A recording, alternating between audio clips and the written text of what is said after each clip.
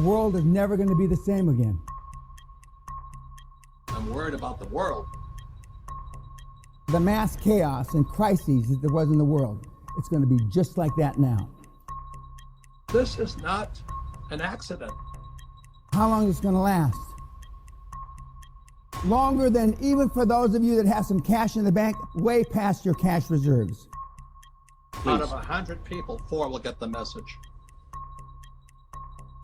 This thing isn't going to be over in a few weeks. This thing isn't going to be over in a few months.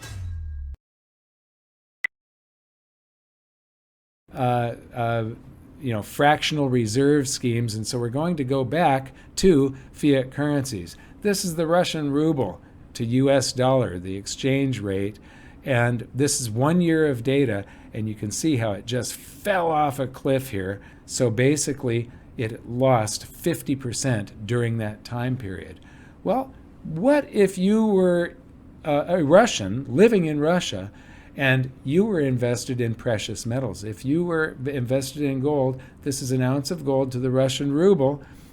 It went up from, right in here, it was about 140,000 rubles per ounce, and it went up to 305. So it went up by like a factor of 2. Instead of just doubling, it went up 2.2 times, 2.25 times that range, from 130, 140 up to 305.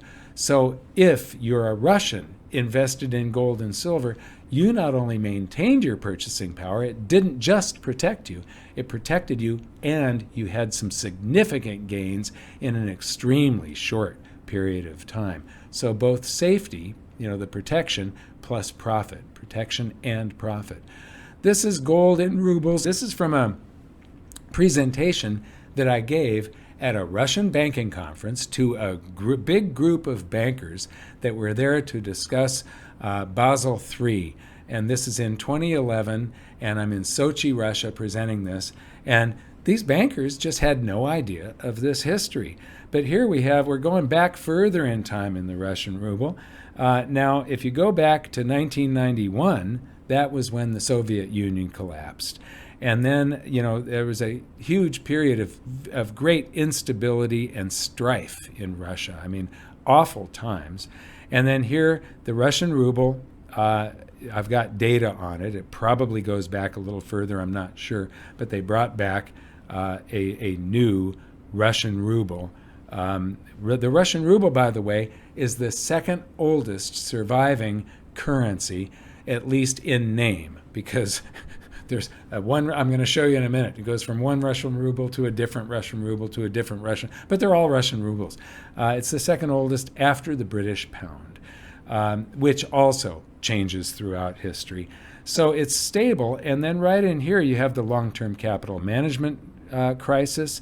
You've got the Asian contagion, and then that cascaded around the world and caused the Russian ruble crisis. And so you're going from somewhere like 1,500 or 2,000 Russian rubles for an ounce of gold to 40,000, and that was 2011. Now we're at 305,000. Now, let's go back even further in this fiat currency fiasco. And what we have here is, this goes all the way back to 1880. The reason I went back here, I've got data on it, and this is the classical gold standard, where countries fully backed their currencies by gold. But this is the Russian Revolution. So in 1922, you brought in 10,000 of your old rubles, and they gave you one new ruble. These are the paper rubles. If you keep your gold, you're fine. But when you're using the paper currency, today it's digital currency. It's in your bank account when you log in. But 10,000 of the ruble, and you get one new ruble. A year later, 23, you bring in 100 of the new rubles, and they give you one new ruble. In 24, you bring in 50,000 of the new rubles, and they give you one new ruble. In 1947, you bring in 10 of the new rubles, and they give you one new ruble. 61, 10 of the new rubles, and they give you one new ruble. And then in 1998, you bring in 1,000 of the new rubles, and they give you one new ruble. For a total devaluation during that time period of 5 quadrillion times. That does not include the recent 50% devaluation, but there was devaluation between 2011 and this year.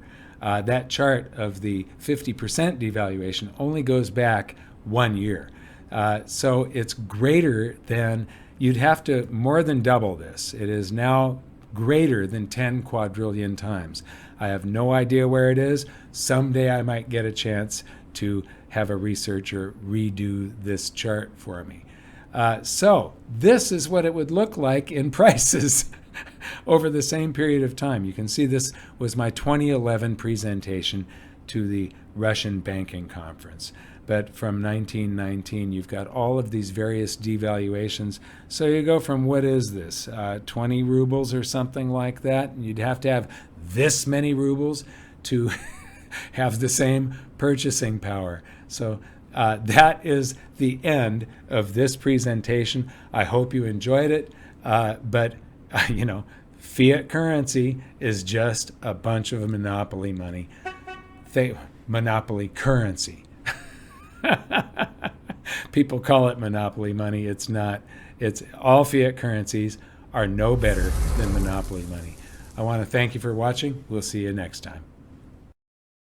Bill Gates.